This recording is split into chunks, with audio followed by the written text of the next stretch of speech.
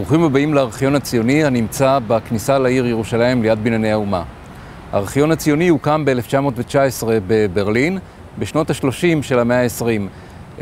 עלה ארצה והשתכן בבנייני המוסדות הלאומיים, ובשנת 1985 הגיע למשכן הנוכחי, שהוא הבניין הראשון שנבנה בארץ להכיל ארכיון.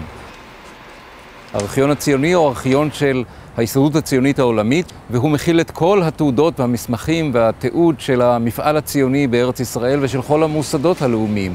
הארכיון מכיל מסמכים ותעודות העוסקים בכל תחומי העשייה של המפעל הציוני.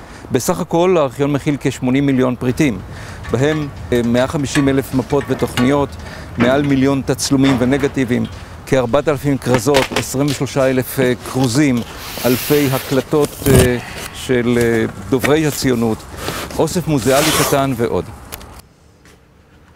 אנחנו נמצאים עכשיו בקומה הראשונה מתוך 6 הקומות של הארכיון. כאן למשל נמצאת הכרטסת של העולים, והנה אני מחזיק בידי כרגע כרטסת של ילדי טהרן.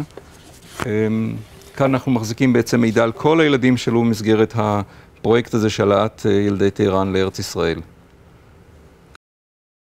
אוסף המפות והתוכניות של הארכיון הציוני מכיל קרוב ל-150,000 פריטים. כפי שאתם רואים, זה אוסף עצום שמכיל בעיקר תוכניות של התיישבות, מפות של התיישבות, בעצם מראשית המאה ה-20, מאז שהמוסדות הלאומיים החלו ליישב את הארץ. זו ההיסטוריה שלנו במפה.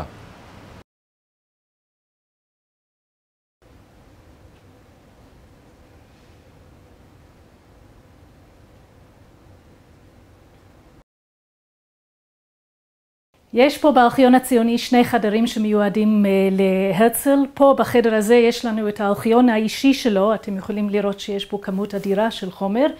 פה למשל הוצאנו יומן אחד של הרצל משנת 1897, הכל כמובן בגרמנית, וזה יומן מקורי שהוא כתב.